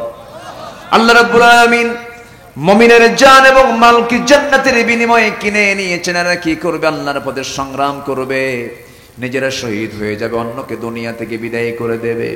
সাহাবা একরামদের মধ্যে কি আকাঙ্ক্ষা কাজ করেছে? একজন অন্ধ সাহাবীর কথা মনে হয়ে গেল। সেই অন্ধ সাহাবীর নাম হলো আব্দুল্লাহ ইবনে উম্মে মাকতুম রাদিয়াল্লাহু তাআলা আনহু। তিনি আমার নবীজির জীবদ্দশায় বদর দেখেছেন, উহুদের কথা শুনেছেন, খন্দকের কথা শুনেছেন। বহু সাহাবী অংশগ্রহণ করে শাহাদাত বরণ করেছেন। যুদ্ধ যখন আসতো, এই অন্ধ সাহাবী নবীর কাছে গিয়ে বলতেন, ইয়া রাসূলুল্লাহ, আপনি আমাকে জিহাদের পারমিশন দিয়ে দেন, আমি জানমাল আল্লাহর পথে দিতে চাই, আমাকে জিহাদের পারমিশন দিয়ে দেন। আমার নবীজি বলতেন না, ও আমার আব্দুল্লাহ সাহাবী, তোমার চক্ষু নাই, আমি তোমাকে অনুমতি দিতে পারবো না। নবীজি তার জীবন দশায় কোনোদিন তাকে জিহাদের অনুমতি পারমিশন দেন নাই। রাসূল ইন্তেকাল করলেন। রাসূল ইন্তেকাল করার পরে প্রথম খলিফা সাইয়েদনা আবু বকর সিদ্দিক রাদিয়াল্লাহু আমল, তাকেও তিনি বারবার বলেছেন আমাকে যুদ্ধের পারমিশন দেন, তিনিও তাকে পারমিশন দেন নাই। দ্বিতীয় খলিফা ওমর ফারুকের শাসন আমল চলছিল। কাদেসিয়ার যুদ্ধ যখন শুরু হয়ে যাবে, এই অন্ধ সাহাবী বুড়ো হয়ে গেছেন সেই সময়।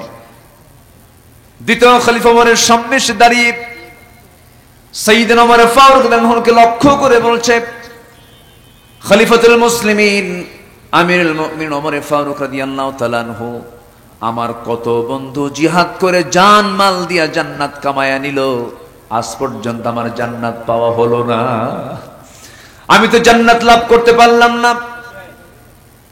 সাইয়েদনা ওমর ফারুক বলছেন, ও আমার ভাই আব্দুল্লাহ, আপনি কি বলতে চান বলুন। বদর দেখলাম, যেতে পারলাম না। উহুদের নাম শুনলাম, যেতে পারলাম না। খন্দকের নাম শুনলাম, সাদ ইবনে মুআজ শাহাদাত বরণ করলো।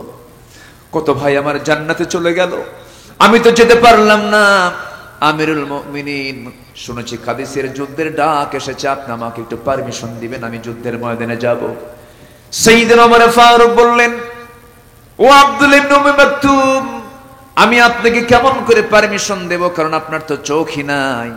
রাসূল আপনাকে যুদ্ধের পারমিশন দেন, আমি আপনাকে দিতে পারবো না।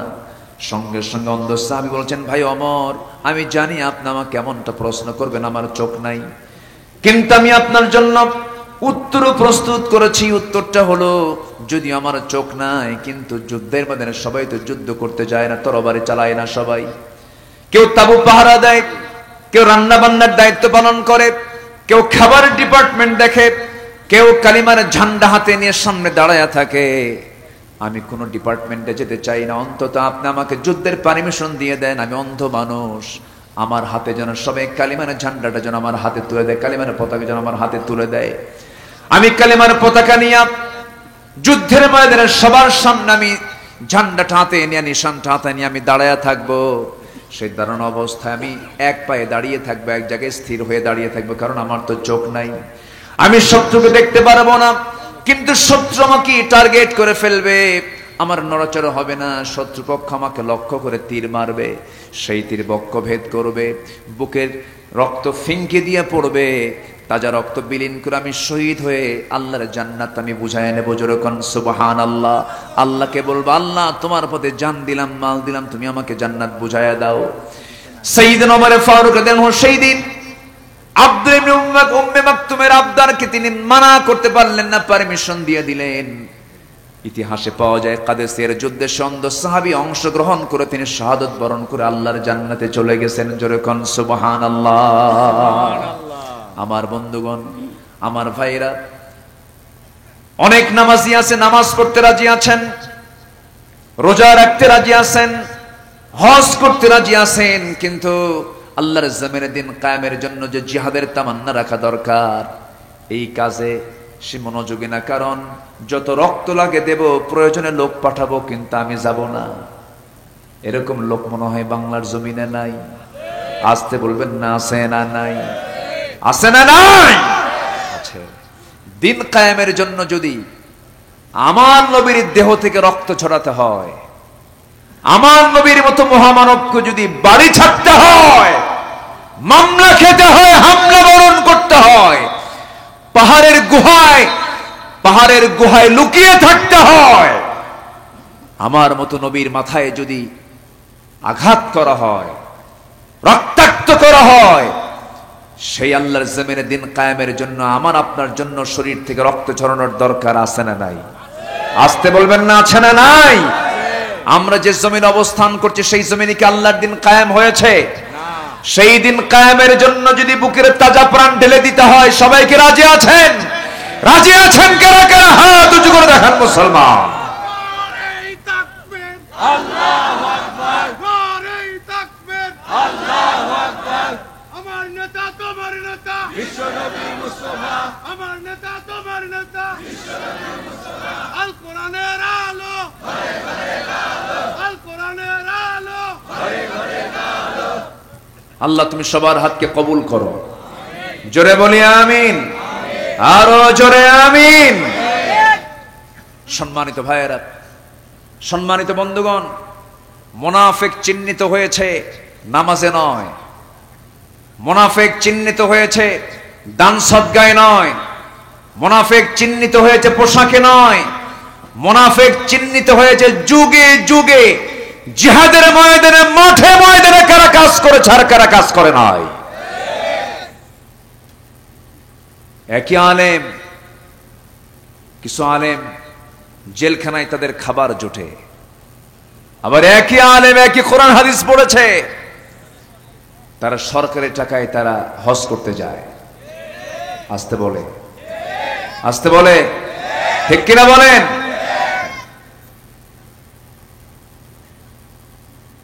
আবু হানিফা রাহমাতুল্লাহ নাম সবাই শুনেছেন। 8 বছর জেল খেটেছেন। তার যুগে কি আরো আলেম ছিল না? আজ থেকে তার যুগে কি আরো আলেম ছিল না? কিন্তু আবু হানিফার মৃত্যু হয়েছে বাড়িতে না জেলখানায়? না জেলখানায়, জেলখানায়। কত বড় আলেম তিনি ছিলেন, আল্লাহু আকবার। তিনি বলেছেন, ইদা সাহহাল হাদিস ফাহুয়া মাযহাবি। কি উদার চিত্তের কথা! তুমি যদি কোনো সহি হাদিস পেয়ে যাও, এটাই আমার মাযহাব। আল্লাহু আকবার বলেন। আবার না বুঝে অনেকে আবু হানিফা রাহমাতুল্লাহকে গালিগালাজ দেন, না বুঝে, না জেনে, অথচ তার কথা প্রসিদ্ধ কথা, ইদা সাহহাল হাদিস ফাহুয়া মাযহাবি। যখন তুমি কোন হাদিস সহি পেয়ে যাবে, ওটাই আমার মাযহাব। আল্লাহু আকবার বলেন। কোন আলেম কখনো কৃপণ হতে পারে না, কিন্তু আমার দেশে উদার আলেমের পরিমাণ বেশি না কৃপণ আলেমের পরিমাণ বেশি? আলেমের মুখের ভাষা দেখে মনে হয় কি জানেন? আলেমের কিছু আলেমের মুখের ভাষা দেখে মনে হয় সুইপারদের মুখের ভাষার মতো, ঠিক কিনা? নোংরা আছে না ভাষা? কি নোংরা ভাষায় কথা বলে। একজন বড় আলেম কখনো এই জাতীয় কথা বলতে পারে না যে ও কি জানে, ও মূর্খ, ওর কি এলেম কালাম আছে। এই জাতীয় কথা একজন গভীর জ্ঞানী আমলওয়ালা একজন আলেম কখনো বলতে পারে না, ঠিক কি না? করতো কোনো এলেমই নাই, ও জাহেল, ও মূর্খ। এই জাতীয় কথাগুলো একদম পাবলিক প্লেসে বলে ফেলে। হ্যাঁ, আপনি তাকে ভুল পাচ্ছেন, আপনি তাকে কাছে ডাকেন, পার্সোনালি আপনি তাকে ইনফর্ম করেন, তাকে আপনি তথ্য দেন, আপনি তাকে জানান, বলেন বুঝান। কিন্তু একজন কয় গরু, আরেকজন কয় ছাগল। এই সমস্ত আচরণ আমার দেশের কিছু কিছু আলেমদের মুখ থেকে এগুলো কথাগুলো বের হয়, এটা অপ্রত্যাশিত, অকল্পনীয়। এটা আমরা কল্পনাও করতে পারি না। কিন্তু এই সমস্ত কথাগুলো কিছু কিছু আলেমদের মুখ থেকে বের হচ্ছে কিনা বলেন, এটা কি ইসলামের জন্য কল্যাণ না অকল্যাণ? কল্যাণ না অকল্যাণ? তারাবির নামাজ 8 রাকাত আর 20 রাকাত নিয়ে, এরপরে ফরজ নামাজের পরে মোনাজাত করার না করা নিয়ে, বেতের নামাজ 1 রাকাত আর 3 রাকাত নিয়ে, হাতে হাত বাঁধা, বুকে আর নাভিতে হাত বাঁধা নিয়ে, এই সমস্ত বিষয় নিয়ে আজকে বাহাস দরকার না সমাজে যাকাত চালু করে সুদ বন্ধ করার জন্য আন্দোলন করা দরকার?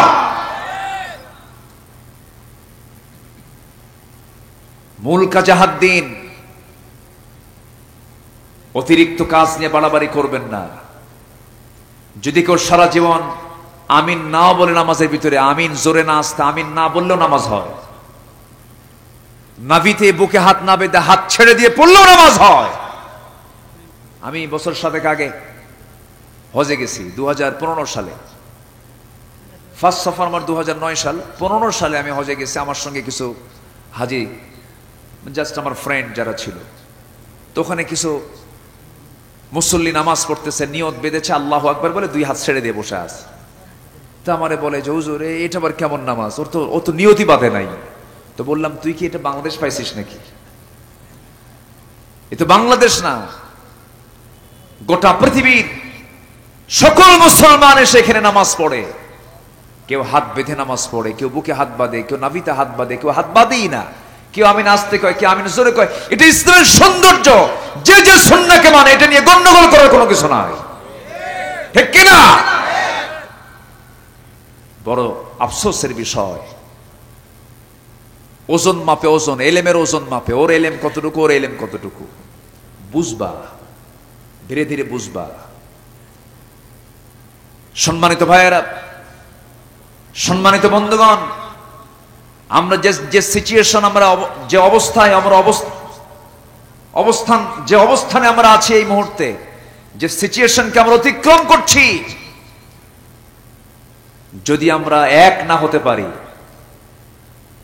যদি আজকে মুসলমান যদি একটা ঐক্যের প্ল্যাটফর্মে না আসতে পারে, আমরা কোন প্রজন্মকে, আমরা আমাদের প্রজন্মকে কোন জাতির সামনে, কাদের সামনে রেখে যাচ্ছি, বড় চিন্তার বিষয়, ঠিক কিনা বলেন? আমার প্রজন্ম, আমার সন্তানরা কাদের দ্বারা প্রভাবিত হবে, এটা আজকে প্রশ্ন হয়ে দাঁড়িয়েছে। অতএব এই প্রিন্টিং মিডিয়ার মধ্য দিয়ে, কি বলে, এই স্যাটেলাইট মিডিয়ার মধ্য দিয়ে,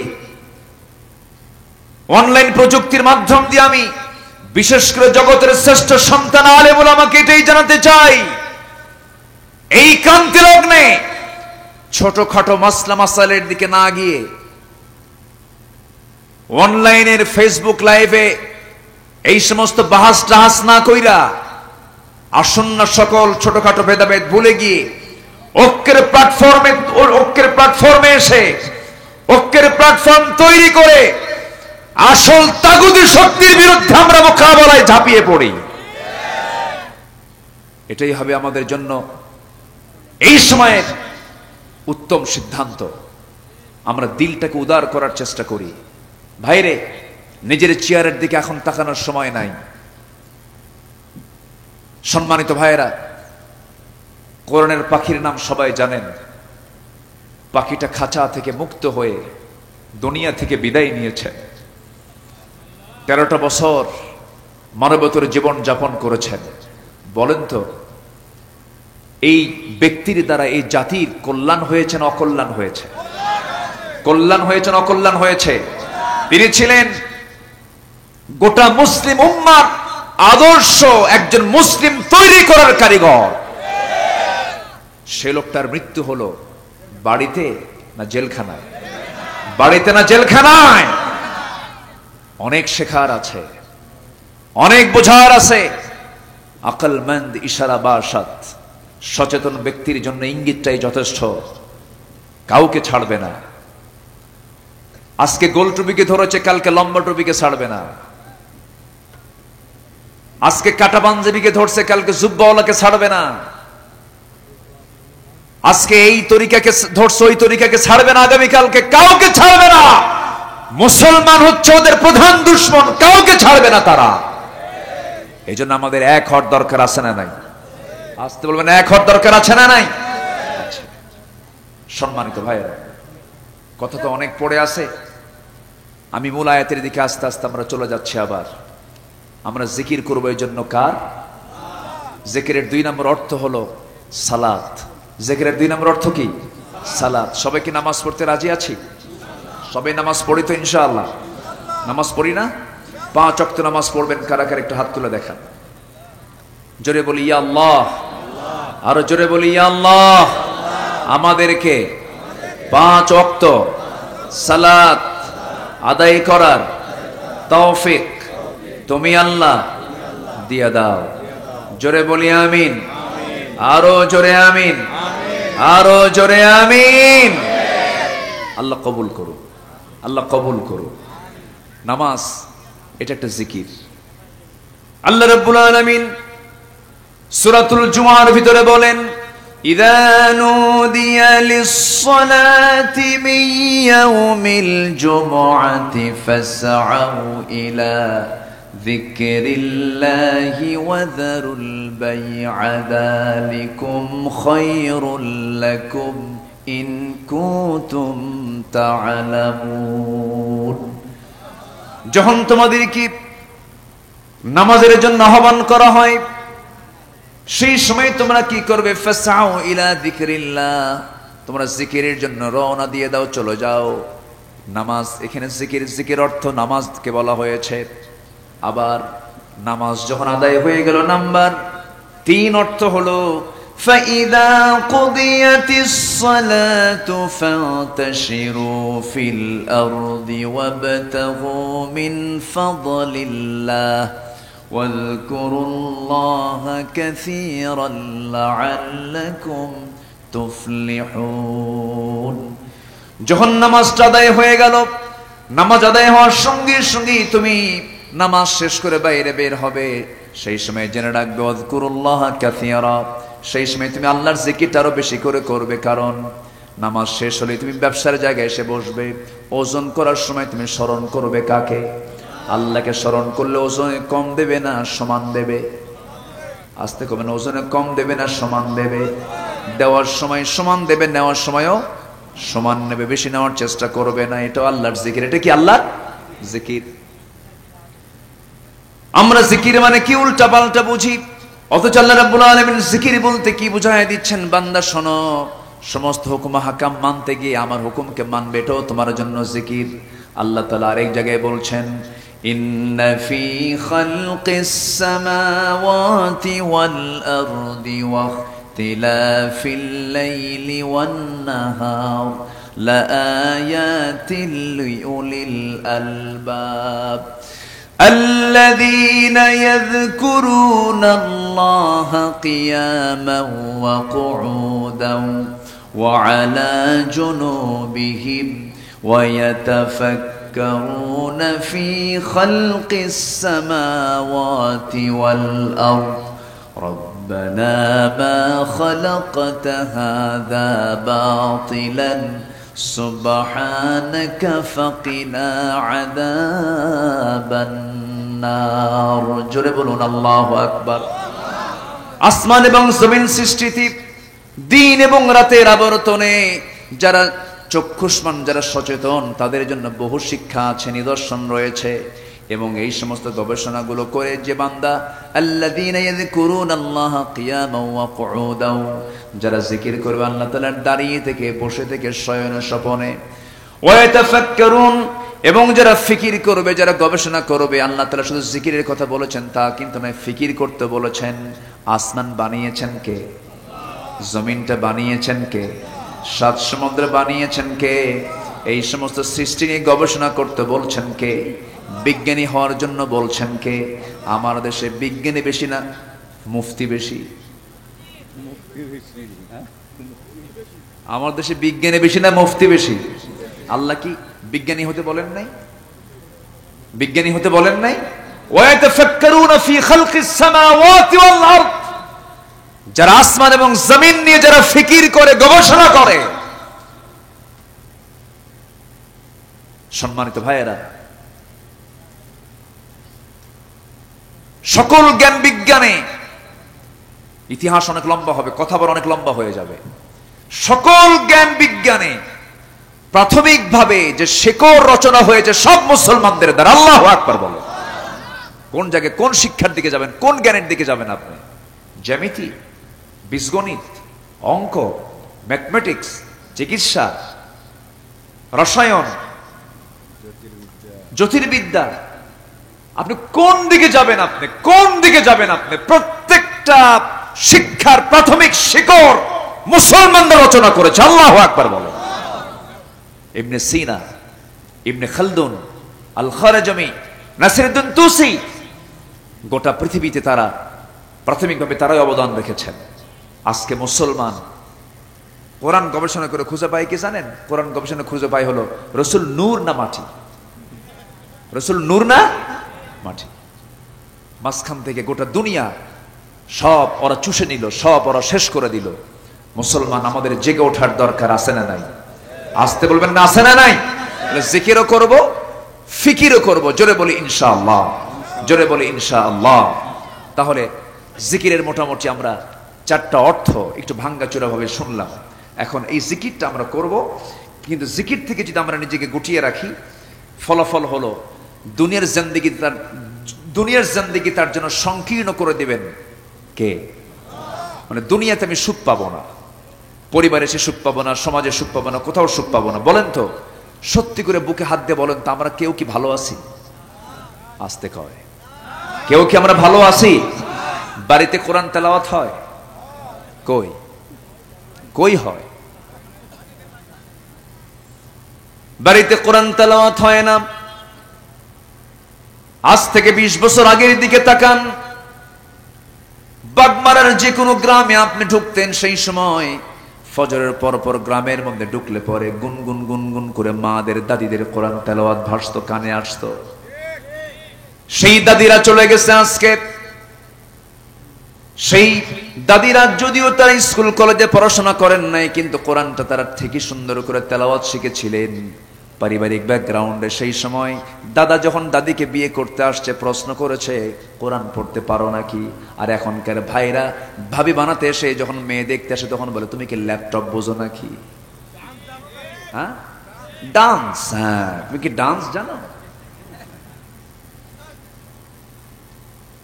তুমি কি ল্যাপটপ বোঝো নাকি? ল্যাপটপের প্রোগ্রামগুলো কি কি প্রোগ্রামগুলো জানো একটু বলো। কিন্তু না না, একটা নারীকে যখন কোনো পুরুষ বিয়ে করতে যাবে, প্রথম প্রশ্ন হবে কোরআনটা তোমার সহিভাবে উচ্চারণ হয় নাকি? কারণ সন্তানকে প্রথম কোরআনের সবক দেবে কে বলেন? কে সবক দেবে? মা সবকটা দিয়ে দেবে। কিন্তু মা তো কোরআন পড়তে পারে না, তাহলে সন্তানকে শেখাবে কেমন করে? এই জন্য আমি সবার কাছে এই জিকিরের জন্য আহ্বান জানাবো, কোরআন নামক জিকিরের জন্য সবার কাছে আহ্বান জানাবো। সবার বাড়িতে যে সমস্ত মেয়েরা আছে তাদেরকে প্রথম সবক দিবেন। কি সবক দিতে হবে বলেন? কোরআনের সবকটা দিতে হবে। কোরআনটা শিখায় দিবেন আপনি, কোরআন শিখায় দিবেন, কোরআনটা হাতে তুলে দিবেন। আল্লাহর কসম করে আমি এই কথা বলে যাচ্ছি, আজকের এই মাহফিলে ওয়াদা করে যাচ্ছি, আল্লাহর কসম, আল্লাহর কসম, আল্লাহর কসম, কোরআনটা আপনার সন্তানের হাতে ধরায় দেন, আপনার সন্তানকে পাহারা দেবার জন্য পৃথিবীর কাউকে লাগবে না। আপনার সন্তানকে পাহারা দেবে এই কোরআন নিজে। জোরে কোন সুবহানাল্লাহ। এই জিকির ছাড়া কোনো উপায় নাই। এই জিকিরকে যদি আপনি বাদ দিয়ে দেন, ভয়ঙ্কর একটা কথা আল্লাহ রাব্বুল আলামিন বলছেন, ফাইন্না লাহু মাঈশাতান দানকা ওয়া নাহশুরুহু ইয়াওমাল কিয়ামতি আ'মা। আল্লাহ বলছেন তুই যদি এই কোরআন থেকে নিজেকে গুটিয়ে রাখিস, সেই জিকির যদি বাদ দিয়ে দেস, আমি তোকে কিয়ামতের দিন অন্ধ করে তুলবো, কানা করে তুলবো। কি ভয়ঙ্কর! নাউযুবিল্লাহ। বান্দা কিয়ামতের দিন চোখে দেখবে না, অন্ধ হয়ে উঠবে। সেই দিন আবার ওই বান্দাগুলো আল্লাহকে প্রশ্ন করবে, ক্বালা রাব্বি লিমা হাশারতানি আ'মা ওয়া ক্বাদ কুনতু বাসীরা। আল্লাহ তুমি আজকে আমাকে কেন অন্ধ করে তুলেছো? আমি তো চক্ষুওয়ালা ছিলাম, আমার তো চোখ ছিল দুনিয়াতে, তুমি আমাকে অন্ধ করে কেন তুললা? আল্লাহ জবাব দিবেন, ক্বালা কাযালিকা আতাতকা আয়াতুনা ফানাসিতাহা। ও বান্দা, আমি তোমার কাছে আমার আয়াতগুলো দিয়েছিলাম, কিন্তু আয়াতগুলো থেকে তুমি নিজেকে দূরে রেখেছিলে, তুমি ভুলে গিয়েছিলে আয়াতকে। ভুলে যাবার কারণ আজকে আমি তোমাকে ভুলে গেলাম। কোরআনটাকে যদি তুমি না ভুলে, তুমি যদি কোরআনটাকে যদি মানতা, জিকিরটা যদি করতা, আজকেও আমি তোমাকে ভুলতাম না। কত ডেঞ্জারাস কথা! এই জন্য এক সেকেন্ডের জন্য এই জিকির থেকে, কোরআন থেকে দূরে থাকার কোনো সুযোগ আছে নাকি? সুযোগ আছে? সুযোগ নাই। যারা জাতি থেকে কোরআনকে দূরে রাখার চেষ্টা করছে, তাদের পক্ষে কোনো কথা বলা যাবে? যারা জাতিকে কোরআন থেকে দূরে রাখার চেষ্টা করছে, তাদের পক্ষে কোনো কথা বলবো আমরা? তাদের দলে যাব আমরা? যাদের কাছে কোরআন অসহ্য লাগে, কোরআনের আইনকে যারা বিতর্কিত কথা বলে, কোরআনের বিরুদ্ধে কথা বলে, বিরুদ্ধে অবস্থান নেয়, ওরা বলে কোরআনের আইন নাকি মধ্যযুগীয় আইন। এই জাতীয় যারা কথা বলে, ওদের মুখে জুতা মারা দরকার। সম্মানিত ভাইয়েরা, সম্মানিত বন্ধুগণ, আমরা ইমানের সমৃদ্ধি আনতে চাই, এই জিকিরের দরকার সবার পড়না, সবার আগে। আমরা কোরআনটা শুনবো, কোরআন পড়বো, কোরআন মানবো, কোরআন বুঝবো, কোরআন আন্দোলন করব, কোরআনের আইন সমাজে বাস্তবায়ন করার জন্য আমরা আন্দোলন করব। জোরে বলি ইনশাআল্লাহ। এই আশাবাদ আমি সবার কাছে কামনা করতে চাই। আমি কি শেষ করে দেব? আমি কি আলোচনা চালাবো? আর কতক্ষণ শুনবেন আপনার আলোচনা? ফজর পর্যন্ত? আচ্ছা ঠিক আছে, সবাই থাকবেন, আমি যাই। জি জি জি, আচ্ছা জি, ইনশাআল্লাহ। আমার সেলিম ভাই এই মাদ্রাসার দায়িত্ব নিয়েছেন, বলি আলহামদুলিল্লাহ। এই একটা লোক উঠবেন না কিন্তু।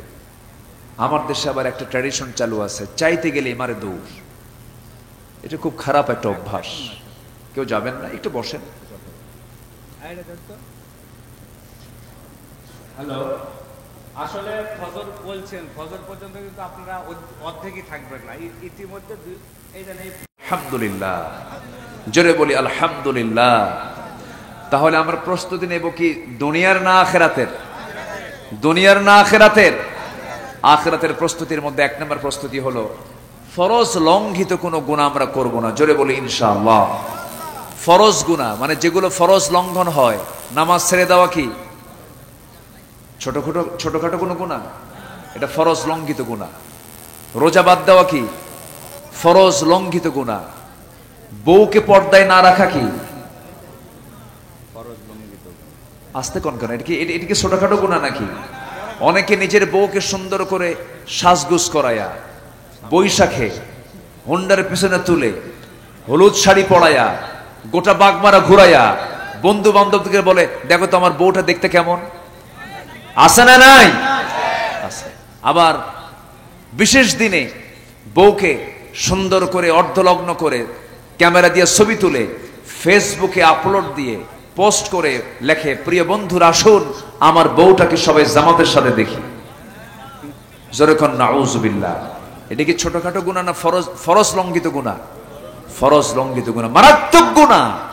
এই সমস্ত কোন গুনার কাজে আমরা পা দেব না। জোরে বলি ইনশাআল্লাহ। আমার বাড়িতে আমার মেয়ে, আমার স্ত্রী, আমার মা, আমার বোন, তাদের দিকে আমাদের খেয়াল করার দরকার আছে না নাই? আসতে বলবেন না, আছে না নাই? তারা পর্দা করবে না, আমি হব দায়ুস। আমি হব কি? দায়ুস হয়ে যাব।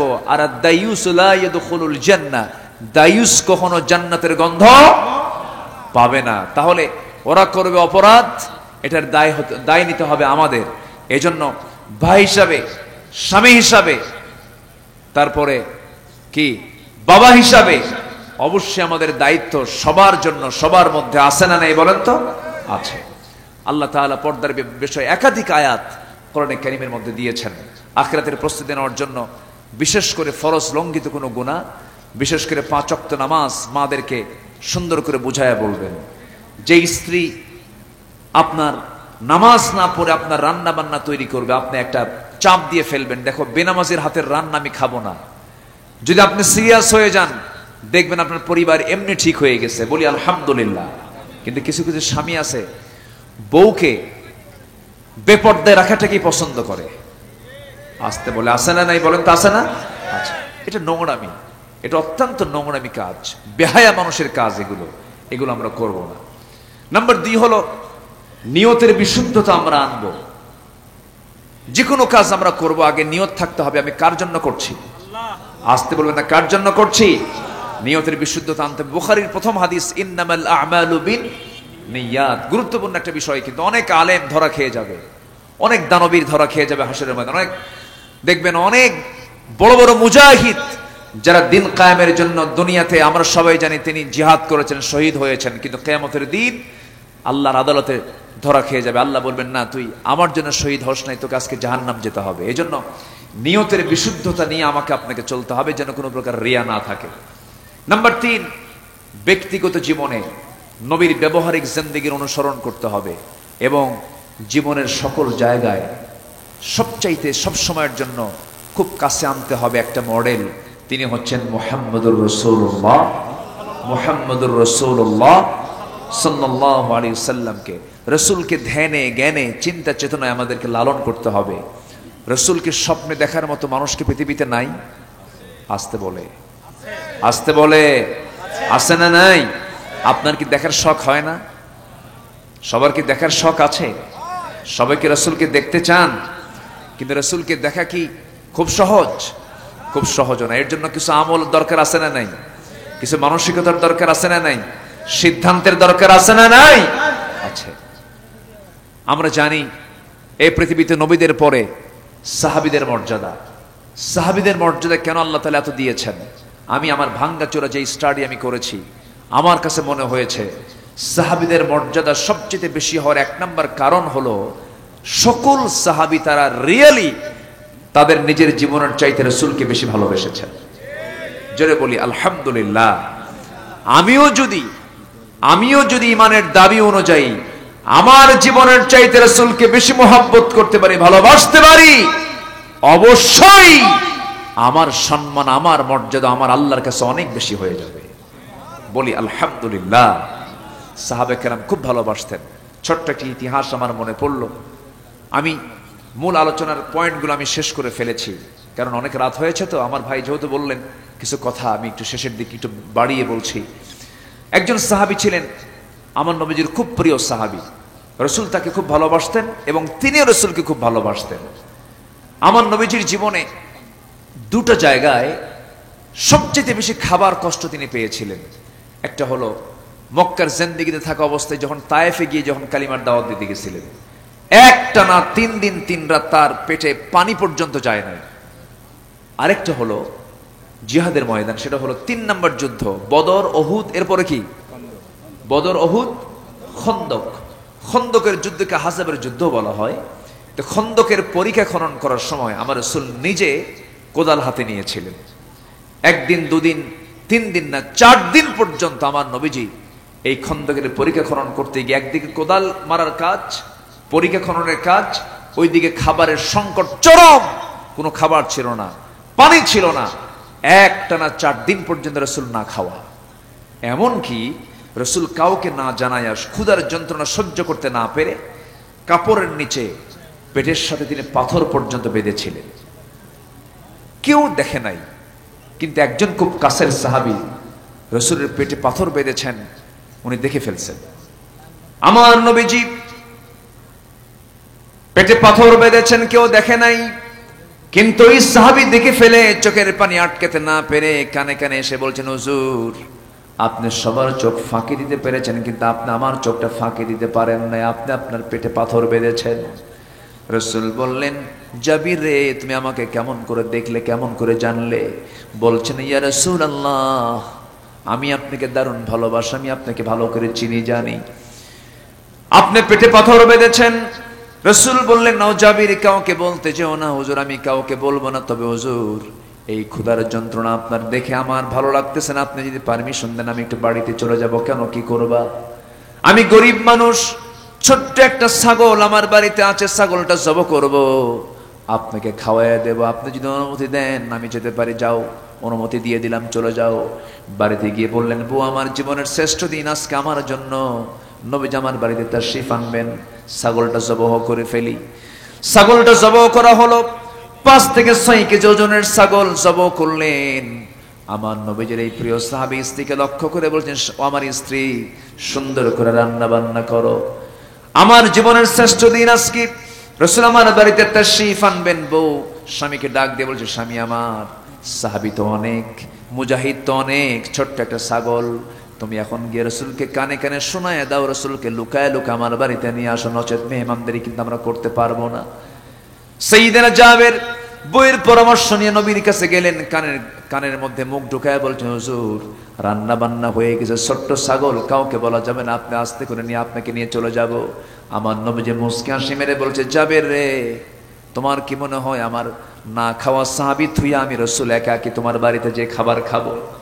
তোমার কি এটা মনে হয় নাকি? এমন নেতা তো আমি নই, এমন নেতৃত্ব আমি তৈরি করি নাই, আমার কর্মীগুলো না খেয়ে থাকবে, আমি পেট উদরপূর্তি করে খাবো, এটাও কখনো হতে পারে না। কর্মীও খাবে, আমিও খাবো, কর্মীও খাবে না, আমিও খাবো না। এই কথা বলে নবীজি দাঁড়িয়ে গেলেন। দাঁড়িয়ে গিয়ে বলছে, সাহাবীরা তোমরা জানো কিনা জানি না, আমার জাবের আমাকে তার বাড়িতে দাওয়াত দিয়েছে, আর আমি রাসূল তোমাদের সবাইকে দাওয়াত দিলাম, চলো জাবেরের বাড়িতে দাওয়াত। সেরকম সুবহানাল্লাহ। সাইয়েদনা জাবেরের চোখ মুখ ছোট হয়ে গেছে। রাসূলকে বলছেন, হুজুর এত বড় মুসিবতে পড়ে গেলাম, দিলাম দাওয়াত আপনাকে, 5 কেজি 6 কেজি ওজনের ছাগল, আপনি 600 জন সাহাবীকে দাওয়াত দিলেন, আমি এখন কি করব? এখন আমি তো চরম বেকায়দায় পড়ে গেলাম। রাসূল বললেন, জাবের আমি কি একা যেতে পারি? আমি সবাইকে দাওয়াত দিয়েছি, তুমি কোনো চিন্তা করো না, বান্দা যার রিজিকের দায়িত্ব তার। একটু আস্তে করুন সুবহানাল্লাহ, একটু জোরে বলেন সুবহানাল্লাহ। আমার নবীজি চুপ মেরে গেলেন, বললেন, জাবের তুমি বাড়িতে চলে যাও। সাইয়েদনা জাবেরকে বাড়িতে পাঠিয়ে দেওয়া হলো। বাড়িতে সেই স্ত্রীকে বলছেন, স্বামী আমার স্ত্রী, তোমার কথা মতো রাসূলকে কানে কানে গিয়ে বললাম, কিন্তু কাম তো হলো না, রাসূল মাইক দিয়ে সবাইকে বলে দিয়েছেন, এখন কি করা যায়? বউটাও বলে ফেলতেছে, আমার স্বামী জাবের চিন্তা করবেন না, বান্দা যার রিজিকের দায়িত্ব তার। জোরে বলেন সুবহানাল্লাহ, আরো জোরে সুবহানাল্লাহ। আল্লাহ কি পারেন না? আসতে বলবেন, আল্লাহ কি পারেন না? আল্লাহ অবশ্যই পারেন। কোনো চিন্তা করবেন না আমার স্বামী, মেহমান আসা মানে আমাদের জন্য বরকত। মেহমান কি কখন আমরা বরকত শূন্য মনে করব না, বরকতের মাধ্যম মনে করব। রাসূল নিয়ে আসবেন, কোনো সমস্যা নেই, আল্লাহর ফয়সালা, আল্লাহই ফয়সালা করে দিবেন। আমার নবীজি রওনা দিলেন, রওনা দিয়ে দরজা পর্যন্ত চলে আসেন, বলছেন, জাবের তুমি কোথায়, এদিকে আসো, তোমার বউকে আমার সালাম জানায় দাও, তোমার বউকে আমার সালাম জানিয়ে বলে দাও যে হাড়িতে রান্না বান্না করেছে সে হাড়ির ঢাকনা যেন না টান দেয়, এবং যেই পাত্রে রুটিগুলো বানায় রেখেছে সেই রুটির পাত্রের ঢাকনা যেন না টান দেয়। আজকে বন্টন করার জন্য আমি কাউকে দায়িত্ব দেব না, আমি রাসূল নিজে সব সাহাবীর হাতে হাতে আমি রুটি আর গোশতগুলো পৌঁছায় দেব। জোরে কোন সুবহানাল্লাহ। যারা খাবার বন্টন করে তাদেরকে এলাকায় কি বলে? সাগীদার। আচ্ছা যাই হোক, যেটাই বলুক, তাহলে আমার রাসূল সেদিন কি হয়ে গেলেন? সাকিদার হয়ে গেলেন। নেতা কাকে বলে দেখেন, সুবহানাল্লাহ বলবেন না? আল্লাহু আকবার। যুদ্ধে আগে, পরিবেশন আগে, এবং রাসূল সবাইকে আগে খাওয়ায় দিলেন। আল্লাহু আকবার বলেন। আর আমার দেশের লিডার গুলো দেখেন, হ্যাঁ, অনলাইনে যুদ্ধ হয়। কোন লাইনে? অনলাইনে।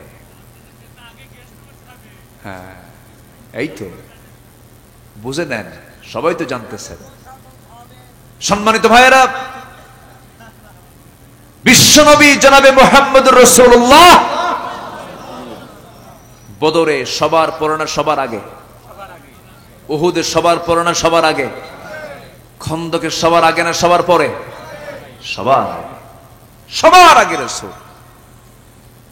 নেতৃত্ব কেমন করে দিতে হয় শিখিয়েছেন মুহাম্মদ সাল্লাল্লাহু। অনলাইনে বক্তব্য, হ্যাঁ, অনলাইন বক্তব্য দিয়ে জাতির পরিবর্তন করা যাবে না। জাতির পরিবর্তনের জন্য নেতা হয়ে জনগণকে সাথে নিয়ে রাস্তায় থাকতে হবে, রাজপথে থাকতে হবে। শিখিয়েছেন মুহাম্মদ সাল্লাল্লাহু। বদর আমাকে এটাই শিখায়, উহুদ আমাকে এটাই শিখায়, খন্দক আমাকে এটাই শিখায়। আমার নবীজি সব সাহাবী কিনে দরজায় হাজির হলেন, পাতিরের কাছে চলে গেলেন, বিসমিল্লাহ বলে ফু দিলেন। নবীজির মুআজিজা প্রকাশ পেয়ে গেল। আমার নবীজি নিজের চামচ দিয়া সেই হাড়ি থেকে গোশতগুলো বন্টন করলেন, রুটিগুলো বন্টন করলেন। 5 কেজি 6 কেজি ওজনের ছাগল দিয়া 600 সাহাবীর খাবার খাওয়া হয়ে গেছে। জাবেরের বাড়ির হাড়ির ছাগলের গোশত এক চুল পরিমাণ কমে নাই। সুবহানাল্লাহ। রাসূল খুব ভালোবাসতেন সাহাবীদেরকে, সাহাবীরা রাসূলকে খুব ভালোবাসতেন। আমরা রাসূলকে জীবনের চাইতে বেশি ভালোবাসবো, জোরে বলি ইনশাআল্লাহ। ভালোবাসা মানে হলো রাসূলের যত সুন্নাহ আছে, রাসূলের যত আদর্শ আছে, সে আদর্শকে আমরা লালন করব এবং আদর্শের বিরুদ্ধে যারা কথা বলবে গলা চিপে ধরব। ঠিক আছে না? এটাই হচ্ছে মুহাব্বত, এটাই হচ্ছে ভালোবাসা। আল্লাহ তুমি সবাইকে এই বিষয়গুলো আমল করার তৌফিক দিয়ে দাও, জোরে বলি আল্লাহুম্মা আমিন। আরো জোরে আল্লাহুম্মা আমিন।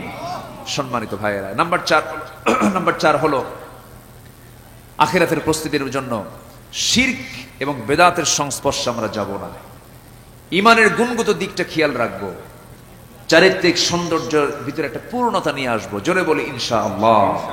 সূরা তাওবার 112 নম্বর আয়াত, সূরা মুমিনুন 1 থেকে 10, সূরাতুল আহজাব 10 নম্বর আয়াত, সূরাতুল ফুরকানের 17টা হুকুম, সূরা বাকারার 177 নম্বর আয়াত, এরপর সূরা বনী ইসরাঈলের 14 দফা। এই সমস্ত আয়াতগুলোকে আমাদের জীবনের একমাত্র অবলম্বন হিসেবে আমরা গ্রহণ করব। জান্নাতে যাবার প্রস্তুতি, আখিরাতের প্রস্তুতির জন্য এই সমস্ত হুকুমগুলো মেনে চলে যথেষ্ট, বলি আলহামদুলিল্লাহ। সম্মানিত ভাইয়েরা, অনেক রাত হয়েছে, আমি কেমন করে বলি আপনি যাবেন না? আপনি যাবেন তো, এখন যাওয়ার তো সময় হয়েছে, অনেক রাত হয়েছে। আমি সবার কাছে দোয়া চাই, সবাইকে আমার জন্য দোয়া করবেন না? আমি আপনার জন্য দোয়া করি। সবাই বসুন। তো যেহেতু মাদ্রাসার মাহফিল, একটু আমার মুখ থেকে আমি একটু বলতে চাচ্ছি। আমি মুসাফির অবস্থায় এখন আছি,